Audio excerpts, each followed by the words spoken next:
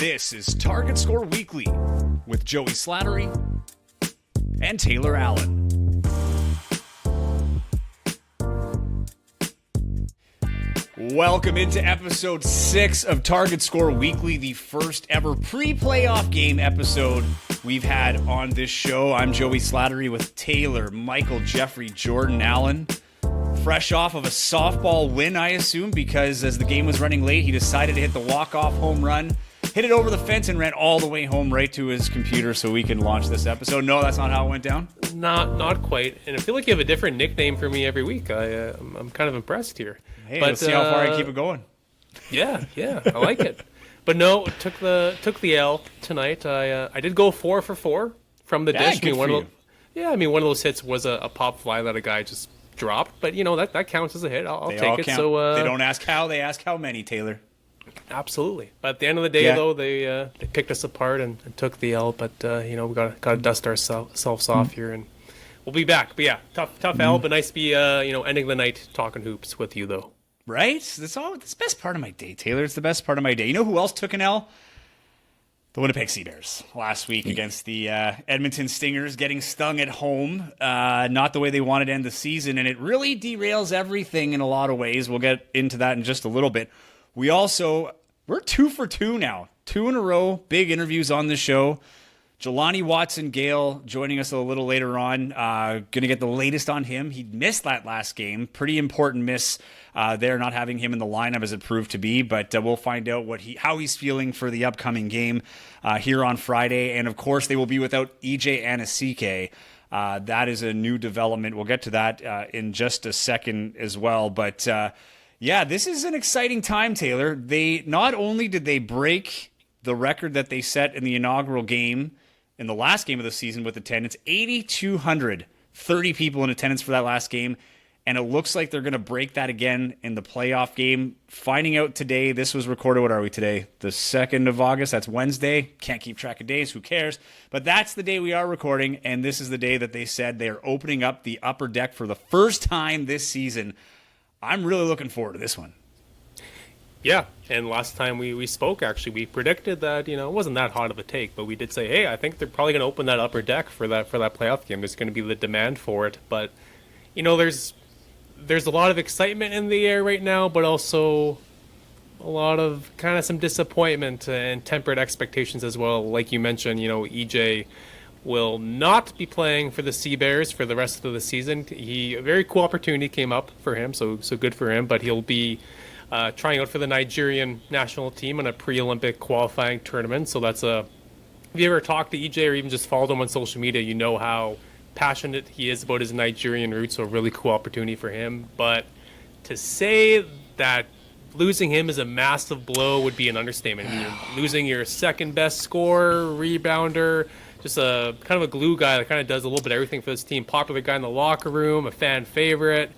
And, I was speaking to Mike Taylor earlier this week, and he said, yeah, we got depth. We built this team, to in case we do lose someone, because this is kind of what happens in a summer league, right? But, I'm not trying to be a negative Nelly, though. I just think without EJ, don't be planning a championship parade at a Portage-Maine, because I don't think they're going to make it to Vancouver at this point now. Well, to add to that, and we talked about this the worst case scenario last week, right? And I had said this is that, well, I didn't say this part because we knew about Calgary. They've lost to Calgary both times in Calgary. They're yet to win in Calgary.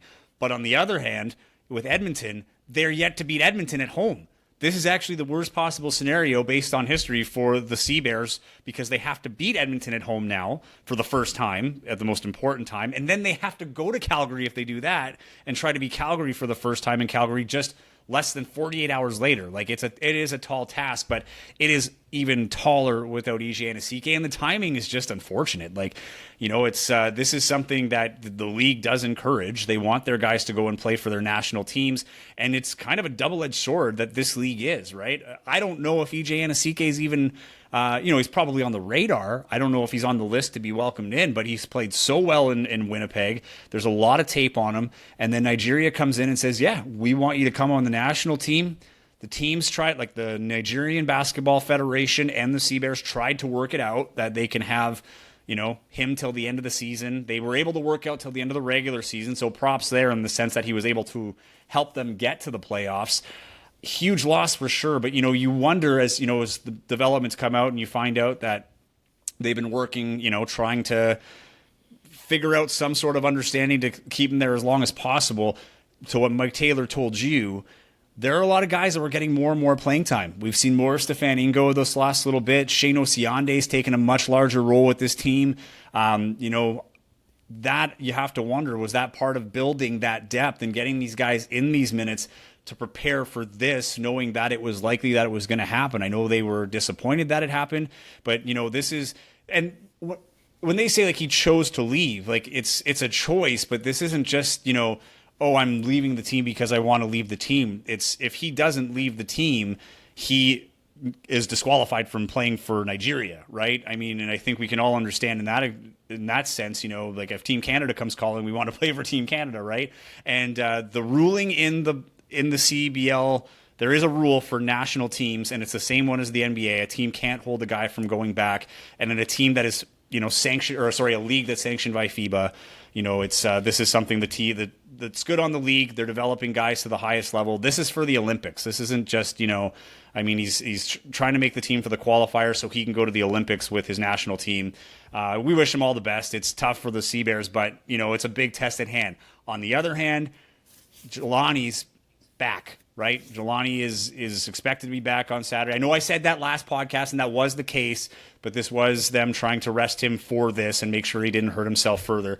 But they need all hands on deck. I mean, they've been healthy all year. It was a tough blow with Jelani last week, but they can't be dealing with any other injuries between now and Friday.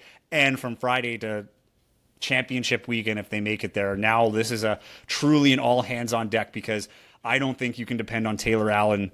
You definitely can't depend on Taylor Allen to drop thanks 60. A lot. No offense. I don't think Taylor Allen's dropping wrong. 60. Teddy might, but I don't know if you want to put all your chips in that basket, or on those cards. Yeah. I mean, here is the glass is half full take. So EJ, believe it or not, he actually had the worst plus minus on the team in their last 4 games. Glass half full. Also, they are 0-2 against Edmonton at home, and obviously EJ started both those games. So maybe putting Simon now you have to put Simon. Now with Simon starting and getting more minutes, maybe it'll just be a different look, and they'll match up better against Edmonton, and maybe it'll work out. That's the glass is half full. Yeah, but here's the perspective. Is that my perspective? Absolutely not. I think they are I think they're toast. If I'm being really honest, not trying to be negative. I just don't think they can overcome, losing a guy of EJ's caliber. Like you just said, Teddy's going to have to drop basically 60, or someone like AJ Hess, or in Glenn Yang, guys that have been really struggling for most of the year. These guys need to wake up at the perfect timing. Otherwise, I don't think they're getting past Edmonton. Never mind making it to Vancouver. Well, here's the thing, though, too, right? I mean, you look at that game against Edmonton. The first half just absolutely, dominated inside. Points in the paint. It was like 26-10 for Edmonton. They were just owning up there. Brody Clark is, having a game. I think I had his stats there somewhere, but I didn't have a double-double. I think it was like 14 points, 6 boards, 5 assists. I mean, it was a team game. There were 6 guys from Edmonton in double figures. 6! Including Shane Gibson, who had 19 points. You can't have that kind of, at that point, it's so hard to zero in on where the problem is, because it's not a player, it is a system. There's something that they're doing that is eating you up. And to Winnipeg's credit, they made the adjustments in the second half, but when they made the adjustments in the paint, because the points in the paint evened out towards the end, but then it was the fast breaks, Taylor. It just seemed that every time there was, they'd make a run, like Winnipeg would make a run, and you feel like, okay, I think in a couple times they overtook the lead. But then Edmonton hits a big bucket. They get a steal. They get a fast break the other way. Like, this was something that really hurt them, like, overall, because 24-10 were the fast break points. 24-10. That's 14 more points. That's beyond the game, right? You take away even half of that, could argue it's a Winnipeg win, right? So it's Edmonton did a great job. They were losers of 2 coming in. They found the weakness. Chad Posthumous played 4 minutes, like under 5 minutes. Like, and I understand we're going with analytics, but you got to think at this point, he's got to be getting more time this time too, between him and Shane going in this game, just the way the game started in the paint. Like, is he being underutilized? I mean, there's a lot to go over here to, like, you can dissect this because it was so close, but this is a game, I think, even without Jelani in the lineup, they should have won that game. Well, for those that need a reminder, if Winnipeg would have beat Edmonton last Saturday at home, they would have advanced to the quarterfinal, got to host that this Sunday, but since they lost 98-86, they now have to play Edmonton again this Friday in a playoff play-in game. Winner of that goes to Calgary, winner of that goes to Vancouver. So now, losing that game, they got to take the scenic route to Vancouver, which is not going to be easy, again, especially without EJ. But this game last Saturday, without Jelani, they were a totally different team because Glenn Yang's the only other point guard on the roster. So Teddy Allen, for lots of the second half, he's the one who's kind of, the offense is going through him and he's bringing up the ball and stuff. And yeah, he's a heck of a player, but you're not, if you're playing him as a point guard, you're not really using him to his strengths exactly. Yeah. And it didn't help that Glenn Yang, we've been kind of picking on this guy all year, but he was terrible. Like, he had a really bad game. AJ Hess, he was terrible. He played 37 minutes. He hit 2 out of 12 threes, I think, finished with 10 points. These guys needed to step up without Jelani, and they didn't. And then to make matters even worse, Simon Hildebrand gets booted out of the game in the third quarter for getting a second personal unsportsmanlike foul. Sorry. And the call for that was absolute garbage. If that's an unsportsmanlike foul, I should have been kicked out of every basketball game I played within the first 10 seconds. Because Simon grabbed the guy's jersey for about half a second, because this guy kind of runs into him. They're like 5 feet beyond the three-point line, like not even close to the basket or the main part of the play or anything. And Simon just kind of grabs the guy for half a second. It wasn't like a dirty play or anything. Yeah. And he gets called for that, and Mike Taylor challenges it, and they review it, and sorry, buddy, see you later. I was a little shocked the review didn't go their way. I like the first one. So post game, like after that, I think it was Scott Billick who asked Mike Taylor about it and how he felt about it, and he said, the first one, it's kind of a play of a young mistake, a young player's mistake. He grabbed his jersey, and it was kind of, hey Simon, what are you doing? He didn't really like refute that one. But the second one, he said, was just a heads-up play. I can't remember who the player was on, but it was a bit of, like, he called it like a flop, right? Like, he sold the play and caught Simon in a bad situation where it sold the ref, and the ref made the call, and there wasn't enough to overturn it, right? And then he only had 2 fouls the whole game, Taylor. 2 fouls, and he's out, right? They're 2 unsportsmanlike. There you go. And, so, I mean, that's the stuff you got to get past, right? And I said this last week. They usually respond well. They don't often lose 2 games in a row. I think it's only happened once this year. So this is a team that when they lose, they usually come back and win. There are clearly, and this is also a team that takes things personal, right? Like, I don't think they enjoyed having a record crowd and then being run out of their own building, or sending everybody home disappointed and losing that goal of finishing first in the West. So I do expect that they're going to come out. I also think the lineups will be different, but there might be, like, you've talked about this before, right? We've talked about it, in terms of the Canadian rule and, Glenn Yang having to play the point because, it's the other Canadian on the floor. But if you have to start Simon, let's say, right, in that stretch 4 position, and he's a Canadian, like, does that open up more opportunity now to put Jelani at the point position and maybe put Glenn in the shooting guard position where he's more comfortable? And then suddenly you've got a lineup that you're more, guys in their comfort zone, right? Like, this might not actually be a terrible thing. And the one thing this team has no shortage of is sets. Like this team seems to have a play for everything under the sun, and they've practiced everything. So I'm not going to count them out. I'm not going to be as You're definitely too positive. Yeah, I'm going to play optimist. Too positive. I'm going to play but optimist. Also, too, Jelani, I don't think he's 100%. Yeah, he's going to play, but I was at practice on Tuesday, and, they had a 5-on-5 scrimmage on one end to close out practice, and Jelani's on the other end of the court just shooting by himself. Yeah. He's not wearing anything on his ankle or leg or anything, but, like, he wasn't fully participating. So I'll be back at practice tomorrow, so we'll see if he's doing a little more. I mean, you don't want to rush him into things too soon, but the fact that he's not practicing a couple days before the big game and missed all of last week's practices too, even if he is feeling 100%, I mean, is he really going to be, at his best. He hasn't played a game in basically 2.5 weeks now, because considering he got hurt in Vancouver. So yeah. And now with EJ out again, you need Jelani to be huge. He's now your second best player. So it's kind of like, I don't know. I just don't feel it's in the cards right now for this team to go on a run. Yeah, and I think the other thing, though, is more importantly is defensively. Like, offensively, they put up enough points to win a game. I think it's the defensive end of things that have to tighten up a little bit. Like, you cannot allow that many fast breaks in a game and give up that many fast break points and expect to win the game, right? So if they can tighten things up defensively, and that's where I feel like, that's the main area where the improvements have to be made. I can live with the offensive output, and I know some guys have struggled offensively, but defensively, and this isn't a knock on Edmonton. They're a good team, but you have to beat these teams now. Like, there's no excuse. Like, this is a team, they are the bottom seed in this playoff. You cannot allow them to get that many points. What did I say? 24 fast break points. That's the game, right? So there's some easy things I to disagree clean up. with you there, actually. Well, I think the game was the bench. Their bench scored 5 points. Yeah. Like I said, 6 players, double figures, right? For Edmonton. It was balanced. Yeah. Yeah. It was a huge, exactly. And we've been saying this for weeks now, that Winnipeg, they ride their big three. Mm-hmm. EJ, Jelani, Teddy. And the odd game, a guy like Simon, a guy like Glenn will hit a couple shots and whatever. But this game, you're getting 5 points from your bench. Yeah. You're not going on a playoff run with that production.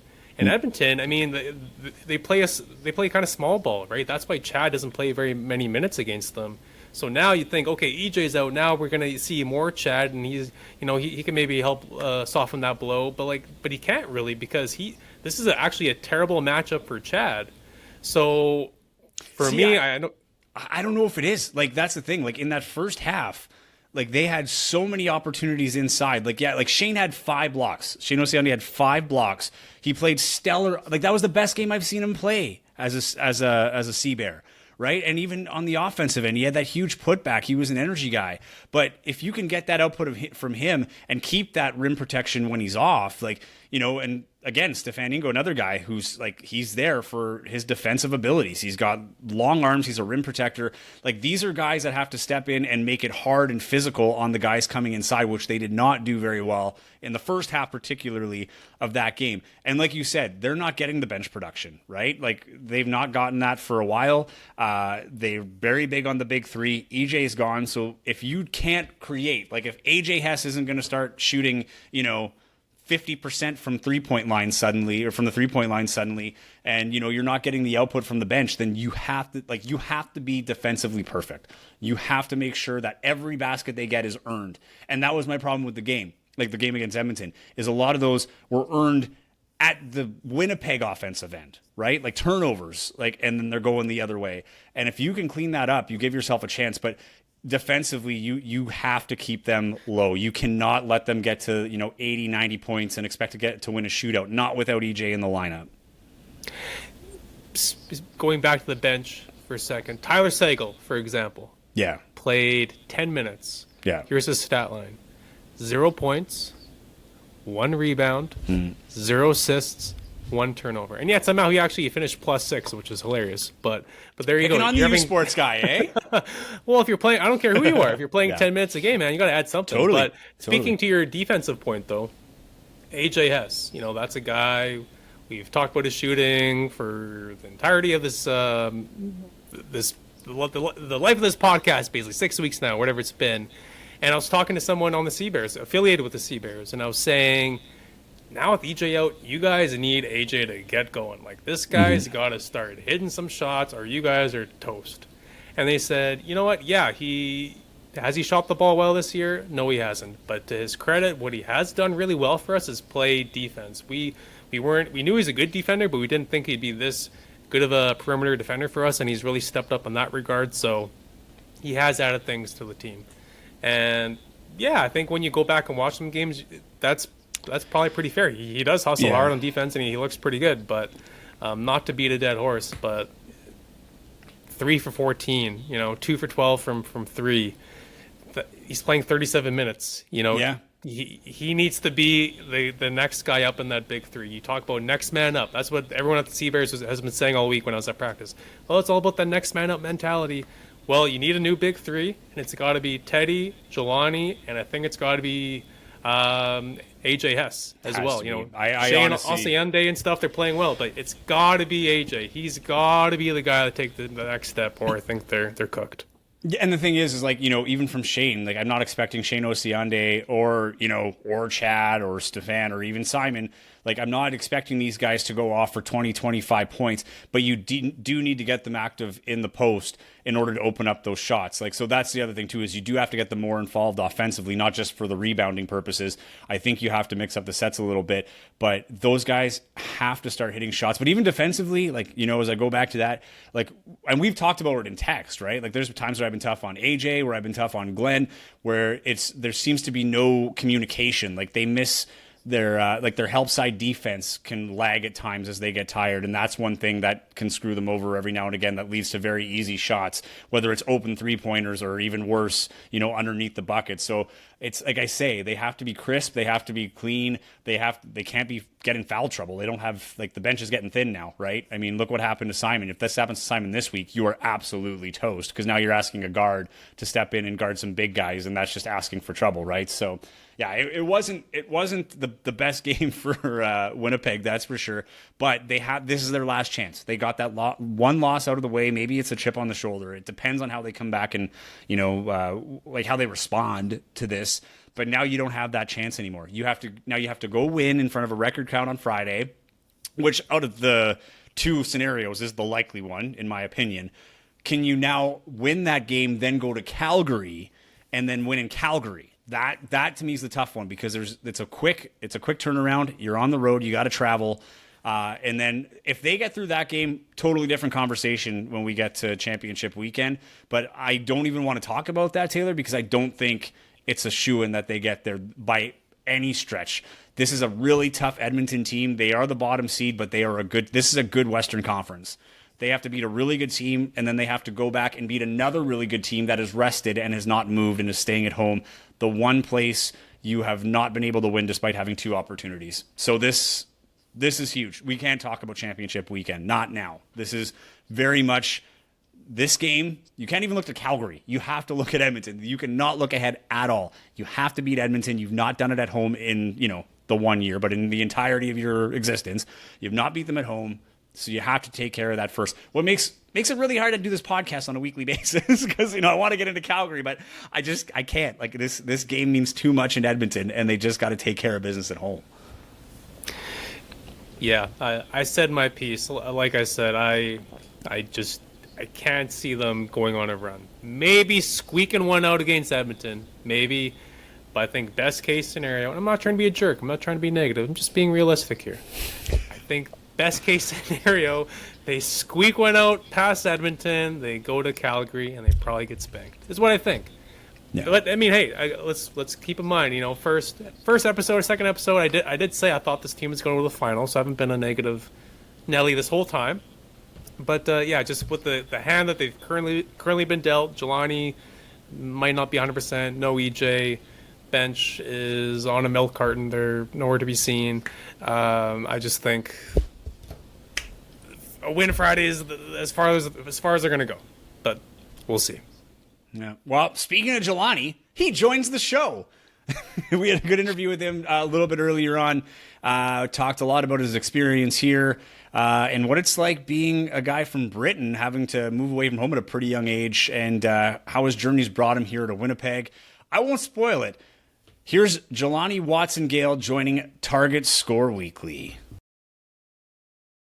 Thank you so much for taking the time again, Jelani. Really appreciate you making time for us here on Target Score Weekly. Oh, definitely. Thank you guys for having me. All right, cut to the chase. You weren't in the game, nursing an injury last game, the final game of the year. Everybody's wondering, are you going to be ready to play on Friday night for the first playoff game, CEBL playoff game in Winnipeg history? Well, yeah, most definitely. Had a practice. Was able to get up and down a little bit, and yeah, I'm feeling good. Yeah. What was that experience like for you, just not being able, to take it in without being able to play? I mean, I know it's not a spot you want to be in as a player, but, taking in the atmosphere without having to worry about stepping on the court, what was that like for you going through that? No, the atmosphere was great. I think I kind of like not being able to play. You get to take it in a little bit more. But it was good. Definitely missed being out there. Jelani, I think the other big question heading into this game, other than your health, of course, is the fact that you guys lost a very important piece to the puzzle, EJ Anosike. I think there's some people out, if we're being honest, Jelani, I think there's some people out there that, see EJ out of the picture and they're writing this team off. What would your response be to that? Can this team still compete for a championship in your mind? Yeah, I believe we can. Stuff like this happens. Every team faces some sort of adversity. And I guess this is some adversity for us. And in the game of sports, you just find a way. And it's a team sport for a reason. It's just next man up mentality. Obviously, it's a very exciting opportunity for him, and you guys are happy for him and whatnot. But did you guys get a chance to really say goodbye to him? Did he kind of like a message to you guys before he left kind of thing? Because it all seemed like it kind of happened pretty sudden, at least to the outside eye. Yeah, I mean, yeah, he spoke to us. We all was able to spend some time with him before he left, because we all kind of bonded really well together. Yeah, we all got together and just wished him the best of his future endeavors with the pre-Olympic qualifiers. Going into, this game, it's a repeat now. I mean, it's a rematch with the Stingers, who you've not beat at home. It's the only team to beat you twice in Winnipeg, and there haven't been a lot of losses on home court. What's it been about this team in Edmonton that's, made them so hard to play, particularly at home? No, Edmonton's a very good team. Even when we played them at their home place, they got up on us about double digits quite fast. They're a good team that gets out in transition, well coached. They share the ball well and they play good basketball. I think it's also just at home transition defense has really hurt. That should be a key game this Friday.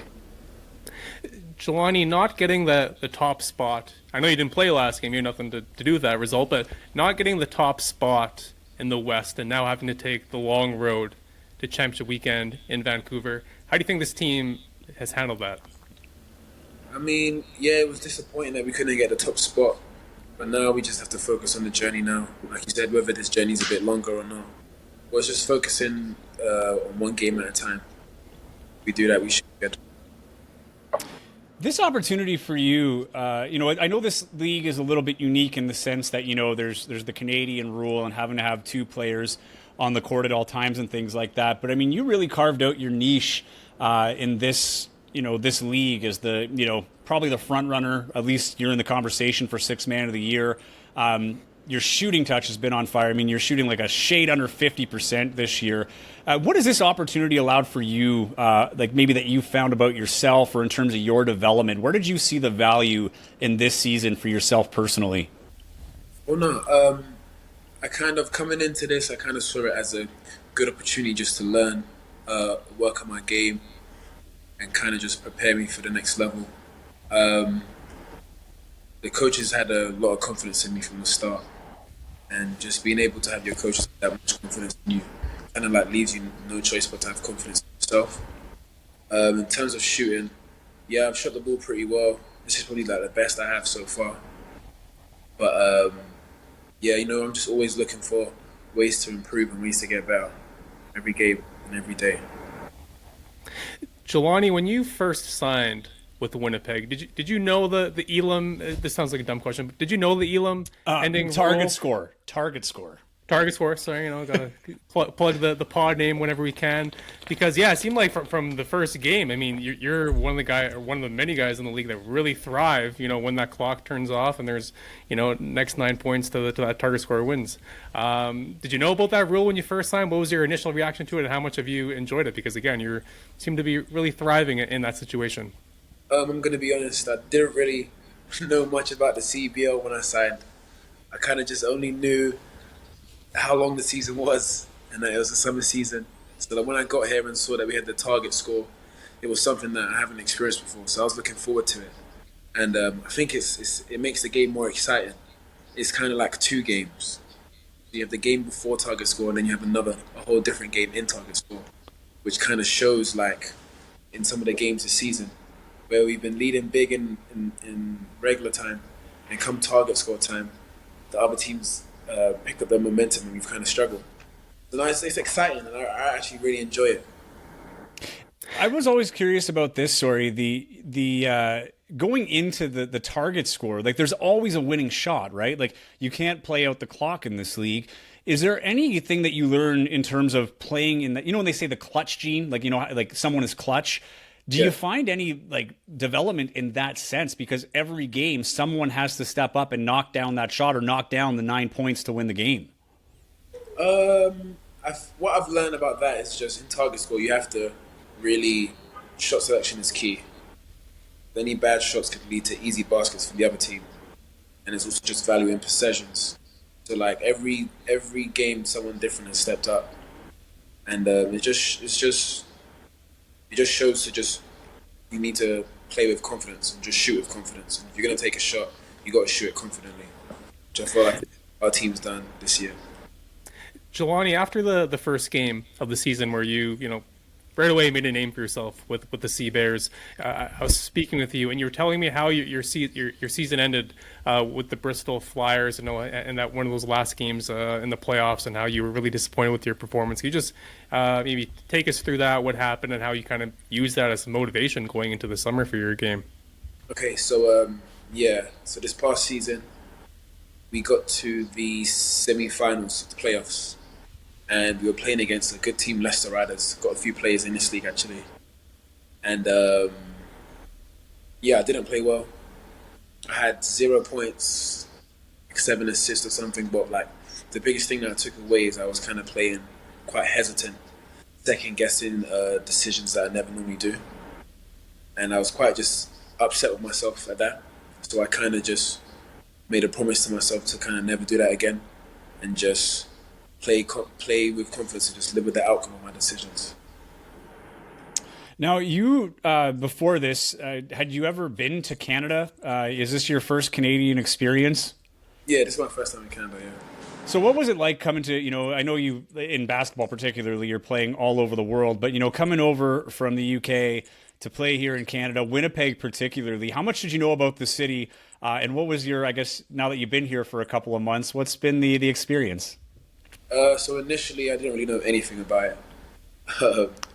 I remember when I signed, my mum was asking me like a lot of questions, like how's the weather, where is it, and stuff. And I'm like, Mum, I have no clue. Kind of like checked the weather like a few days before I packed my bags and stuff. So like, I don't think I really came here with any like expectations per se. But since I've been here, it's been great, man. It's been great since the first game. Love and support that the city gives us, and just being able to just travel around and see different parts of Canada. Hey, it's been great. Did it scare you? What's something? Oh. Sorry, Joey. I was just going to say, what's something kind of weird or different that maybe we do here in Winnipeg that you've kind of noticed in your summer here in town? Is there anything that kind of jumps out? You said weird or different? Yeah, something kind of weird or different, whether it's something the people do or something at the grocery store or at the restaurant or anything kind of like that. Anything kind of jump out at you? Any kind of cultural differences, I guess, in that and something like that? Nothing really comes to mind right now. You might have to come back with that one later. Okay, fair enough. Maybe that's a good thing. That there's something that weird or different about us. There you go. I wanted to ask though, when your mom was asking you all these questions, like, did it scare you that there was a polar bear as the logo? And she's like, "What's the weather like?" I don't know, but our logo is a polar bear, so maybe I'm playing in an igloo. I have no idea. No, I didn't. I wouldn't say it scared me. I don't think I really put that much thought to it. I knew it was the summer though. Can't be too cold in this. Never know though. Never know. Yeah, you could. What's that like though, Jelani, for a basketball player? I mean, you know, you guys are like, you're going to Brussels after this, correct? Yeah, correct. So, I mean, for you guys are playing now all year. You're playing in a summer league, and I know you and I had talked, you know, the other day before the game, and you were talking about, you know, it's just been ongoing from your last season into this season, and then you're rolling into another season without really having an off season. How difficult is it to maintain your your fitness and even just your performance level. Because not only are you playing year round, I mean, you're playing in different time zones. Even here alone in Canada, like you're playing what 3, 4 different time zones from from Winnipeg. How difficult is that aspect that we might not think about, as people that watch the game? It's definitely tough mentally, but it's just like I would say, like how you stay on top of it is just consistency. That's just consistency with your daily habits, how you approach practice, uh, how you approach your workouts. That helps big time. It also helps just having good support from everyone around, from the city, from the staff, from your teammates. But no, it's definitely tough, especially when it gets like towards the end of the season. You can kind of feel yourself like missing home a little bit, but you kind of just have to stay focused and just kind of just take it one day at a time. Are you going to have much of a break before you go to Brussels, or what's kind of the Yeah, like not when do you have to go over there? When does that season start for you? yeah, not much. It's pretty much like right afterwards. That's Is that crazy. Yeah, so? How do kind of touching on Joey's last question? But I mean, like, how do you guys manage that? I mean, you're trying to win this, and you're kind of a perfect example because you're coming off an injury, and also yeah, you want to end this summer, with a championship and end things the right way. But then also at the same time, I mean, you have somewhere else you got to be after this, right? Like you got to take care of your body and stuff for that too. So is it kind of hard, not yeah, juggling the two, but like you got to think about both things, right? yeah, 100%. You don't want to think too far ahead though, and you don't want to just like. So personally, I just try and take care of my body. So that's like doing your, like I said, your daily habits, the stretching, foam rolling, mobility, the weight room, like all that stuff adds up. You kind of just have to stay on top of that. I think you have to kind of stay on top of that even more, knowing that you're going into another season, and just like making sure you get like you're eating right and you're getting the amount of sleep. Because you have to really look after your body. And you guys seem like a really tight knit team, and not just from a player standpoint and playing on the court, but I can see this easily becoming almost like an internship in the sense that, you're showing up for a couple of months. How do you form these relationships, not only with teammates, but coaches, support staff? Because these guys work together all year, like the Bears staff. But you guys are coming in, and then almost as soon as you get in, it feels like you build these relationships with your teammates, the community, and then you're gone. But how difficult is that, and how much does I guess winning play a part where you guys are able to have fun and kind of find that cohesiveness? Yeah, so I think it's like, as a team, from the teammates' perspective, when you're all working towards a similar goal, and you guys are going through things together, you're naturally going to make those relationships. Like all the time we spend in the gym together, all the time we spend traveling together, you're just naturally and organically going to make those relationships. In terms of like it being tough, just leaving and stuff, I think you kind of get used to it. It's like me personally, I left England when I was 16 and I moved to America. So like to me, like getting up and leaving is something that I'm kind of used to now. So like in terms of difficulty, sometimes it can be difficult, but I think you more so just get used to it. But I think also with like social media playing a part, it's kind of good because you can still interact with those people and like keep up with them. Like I talk to people back home. I talk to people like in every single state that I was in America. Guys that I played AAU with, college with, so I'm still into contact with them. So I think that definitely plays a big part. Jelani, you signed with Winnipeg, and you said you didn't know too much about the league and the city when you signed. And then you get to the training camp late, I believe. Did you even have any expectations for the summer? Did you really have any idea what you're getting yourself into? Did you? I mean, I think lots of people were surprised to see, how quickly this team came together and find immediate success. But for you, like, you just kind of go into this whole thing kind of blind in a way, or what were you really expecting from your summer here? So I spoke with Coach Mike. He kind of gave me the rundown of the situation, and I kind of just went in with the mindset of I just want to use this opportunity to just get better, work on my game, also just make connections, which I have, and made some good relationships. But yeah, I kind of just, the only expectation was to try and just use all my resources to better myself and my game. And yeah. How excited are you for Friday? I mean, this team continues to break attendance records Yeah. 8,200 people for the finale. Full lower bowl. The energy in there was great, and we learned today that the upper bowl is now being opened for this Friday game. So who knows how many people are going to be there when it's all said and done. But, the playoffs aside and the championship aside, this will be your last game in Winnipeg this season. Just how much are you guys looking forward to that? And what kind of a difference does that make when you have such a big crowd that they can't contain it? They keep having to open more seats. Personally, I'm pumped. I think me sitting out of the game on Saturday kind of just made me more excited just to see the fans and just to feel the whole love of the city and just the excitement behind it. And like I still remember the first game, and now to think how quickly it's come to the last game, it's just exciting. We just want to put on a good show for the fans and just leave with a win, give them a good memory to finish off this season. Do you personally have a favorite memory from this season so far? Yeah, I would say the Niagara game at home, and that's not just because I hit the game when it was down 17 in the third quarter, and our team I saw a look in everyone's eye, and we were just firing, like all on the same cylinders, just firing, and we just kept chipping away, and we ended up winning the game. And I just remember like being in the gym, the crowd was just nuts. They was going insane, and as he was going on our run, I could just hear them getting louder and louder and louder. It was just, I would definitely say the Niagara game was my best memory. Well, that might be eclipsed this week. I know, because especially after losing Edmonton twice, fans are going to go off if Winnipeg pulls off the win and heads to Calgary with a chance to go to championship weekend. Also, you're wearing a really nice shirt, Jelani. That's the JWG. I know you just launched a new line. Can you tell us a little bit more about that? Yeah, so I like, this is my logo, JWG. My name obviously Jelani Watson-Gayle, and also stands for just work and grind. So yeah, that's my new brand that I'm starting.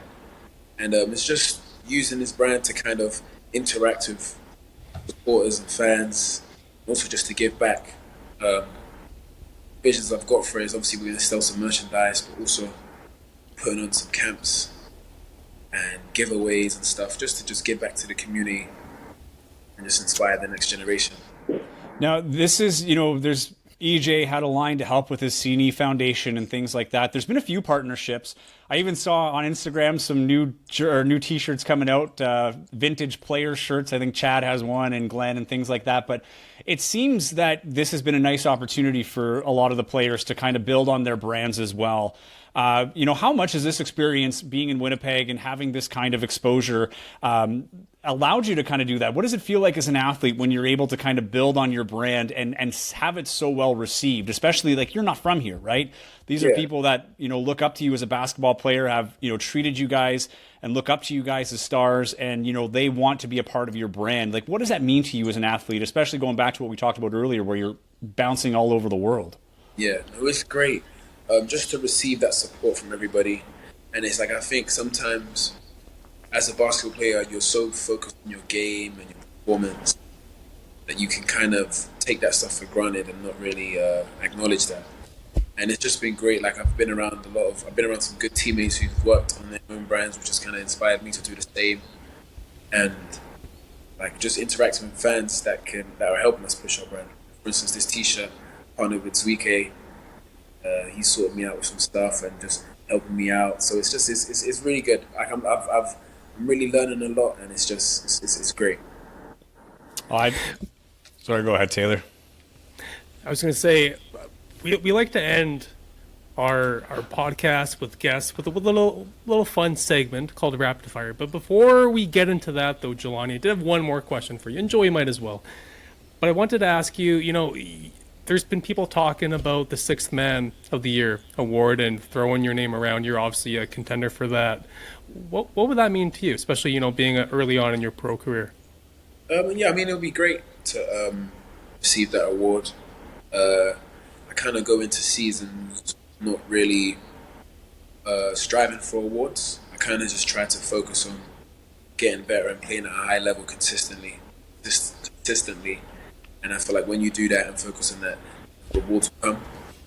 But no, it'll definitely be great if I get that award. But I think we're just more so focused on winning these games coming up. All right. Well, as Taylor said, Jelani, we like to end with the rapid fire, so we're going to put you at the proverbial 3-point line, and you're going to hit your shots as quickly as possible. We're going to ask a few questions. Simple. You just answer whatever comes to your mind as quickly as possible, and we're going to learn a little bit more about Jelani Watson-Gayle. You ready for this? Yes, go ahead. All right, Taylor, I will let you start. I started last week with Chad. You can take the honors and take the first shot. Well, since you are from England, I do have to ask, who's your favorite? I'll say football. I'll say the right word. Who's your favorite football player of all time, and who's your favorite club? Or what is your favorite club? All time. I used to like Nani, and I used to support Manchester United. Okay. What do you miss most about home? My mom's cooking. What are your favorite basketball shoes to wear? Kobe Sixes. Okay. What will you miss most about Canada or Winnipeg? Oh, home games, the fans. And the weather. Yeah. I say that in the summer, not the winter so much. Yeah, no kidding. If you had to describe head coach Mike Taylor in one word, what word would you use? Interesting. Ooh, okay. That's an interesting word. We might have to ask a couple of follow-up questions after this. These are getting interesting. Okay. You're stuck on a deserted island. What Seabears teammate would you want as your survivor teammate? Shane. Okay, and why? Me and Shane have a good time, man. It'd be funny. I think you need to have a good time when you're trying to survive. I like it. You've been in North America for a couple of years now. What's your favorite North American snack or maybe fast food place that you don't have back home? Ooh. When I first got here, actually, I like the Jolly Rancher Misfits, the one that like half. Gummies, yes, my favorite. Oh, yep. Nice. Okay. Now he asked you about football. Favorite? We'll go British or European basketball player of all time. Full time. Ooh. Oh, that's a tough one. Can you come back to that one? Okay. And your older brother Micah, he played junior college basketball in Kansas, right? Yeah. If you guys were to play a game up to 11 right now, 1-on-1, what's the score? What's the score now? I'm definitely winning. I'll say me 11. I'll give him 5 or 6. Give him 5. That's pretty generous. Wow. Generous, yeah. No, generous. He can still move a little bit, but I don't think his conditioning's there. Little brotherly love and a little brotherly rib. I like it. You talked about mom's cooking. I don't know if she cooks either of these, but fish and chips or bangers and mash? My mom doesn't really cook that, but I'll go fish and chips for sure. Okay. Do you have another one, Taylor? No, I think that's all. Yeah. Those are good. But I have to ask the follow-up, though. I mean, it's interesting from Mike Taylor. I mean, you gotta elaborate on that one. Why'd you use that word for him? Coach he's just an interesting character. He's funny. He's kind of witty a little bit, but then he knows when to be serious. And yeah, he's there for a good time as well. So I've enjoyed being coached by him. And I did ask this, it wasn't a rapid fire question, but I asked Chad, if you were to make a comparison, or if you had to compare him to a fictional coach, would he be closer to Ted Lasso or Coach Carter? Ted Lasso, probably. Yeah, probably not Coach Carter. And did you figure out the all-time British or European basketball player? No. It's okay. That's okay. 9 for 10, Jelani. That was pretty good. And we got some follow-ups, so we're happy with that. That will conclude our rapid fire. But Jelani, thank you so much for taking the time, man. This has been so much fun. It's been fun to get to know you over the season.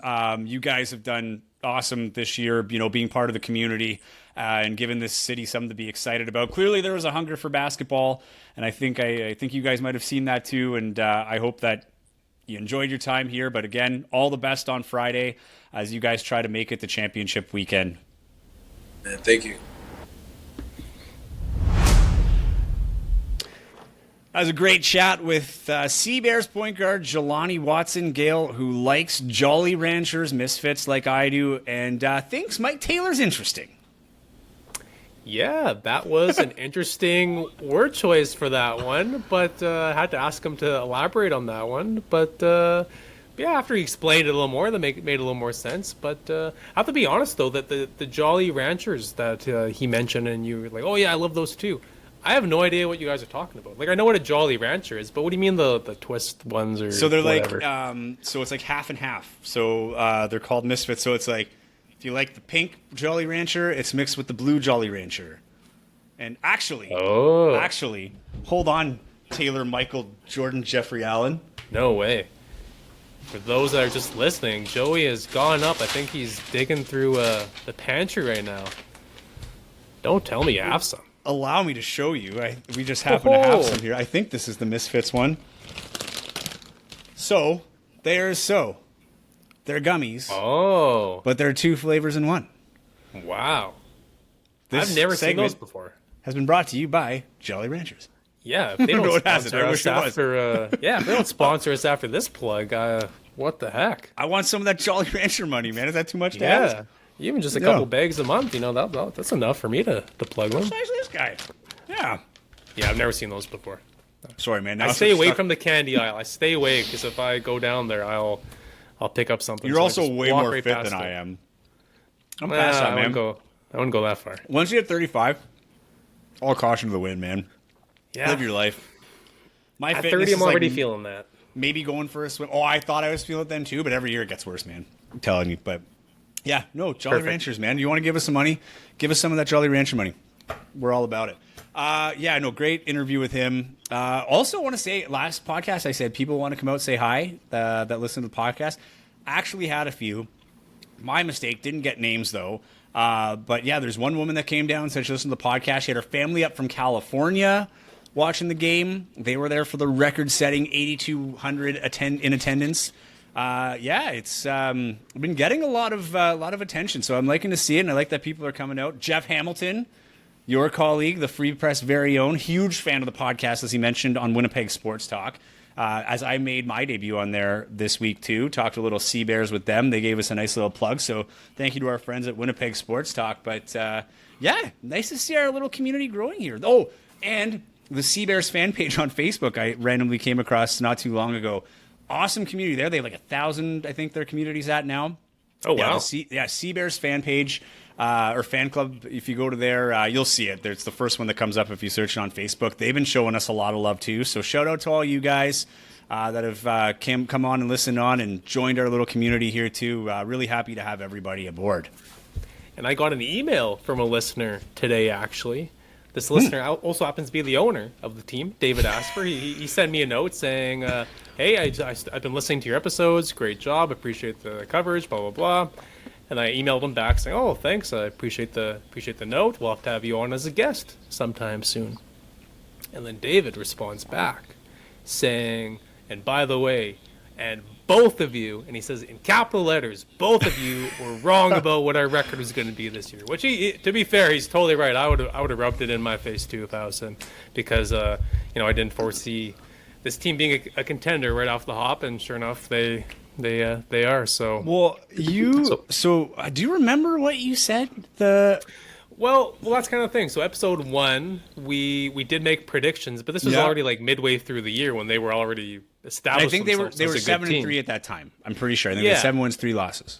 But I've said numerous times throughout these past couple weeks how I thought at the beginning of the year that I thought this team was not going to be very good. So I think he's given it to me over that take. Which because I think I had them higher. I think I had them, if I recall correctly. I think I went with the safe bet. I went with the same record, 7-3 in the second half, which would be 14-6.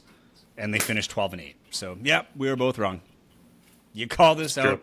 Yeah, David Asper, you got us good, man. But thanks for listening. Really do appreciate you having. Absolutely. We'd love to. We have will you have on them the on. podcast. Yeah, that'd be fun.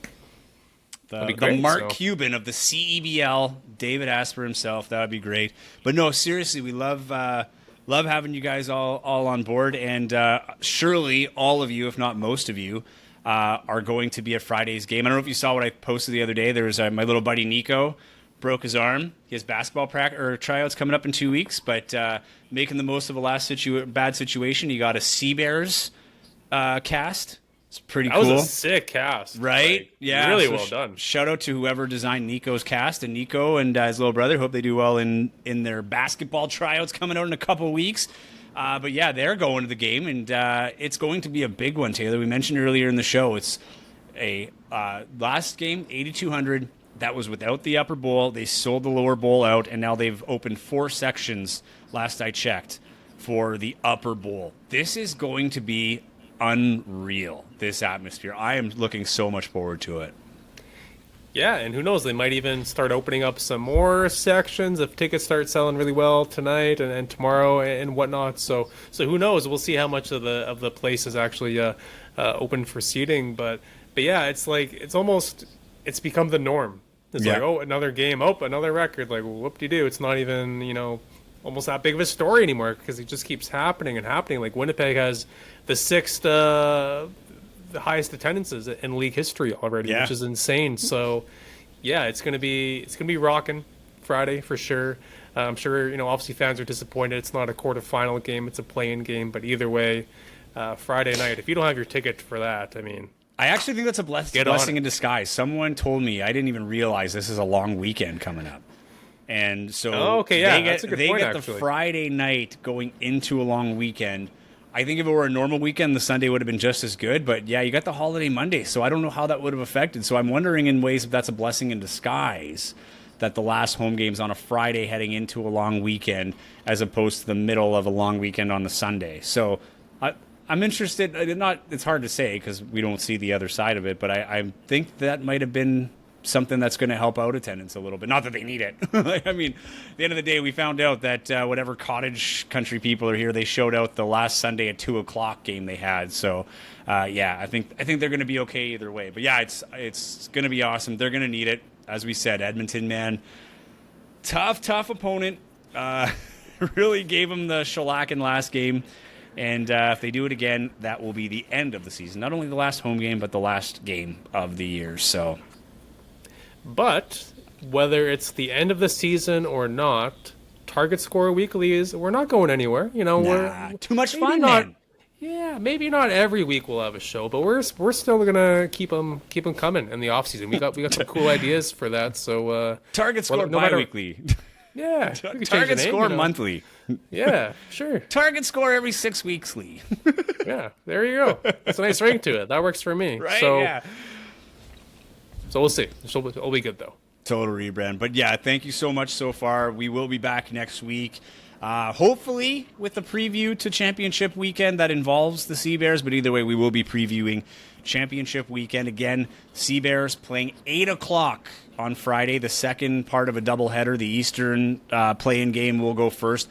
All the games from here on in are on TSN television as well as TSN Plus and the CEBL app. So you have no excuse to miss it. If you're at the lake, you can still catch it on TV. So that'll be a good thing. And if they win the game on Friday, they will play again Sunday. I can't remember the time or if they even determined the time for the Sunday game. But I imagine it'll be Sunday night, probably around the same time. So we'll let you know on Twitter and Instagram and all that. Taylor Allen 31, Joey Slattery CTV for me. So follow along there if you're not already.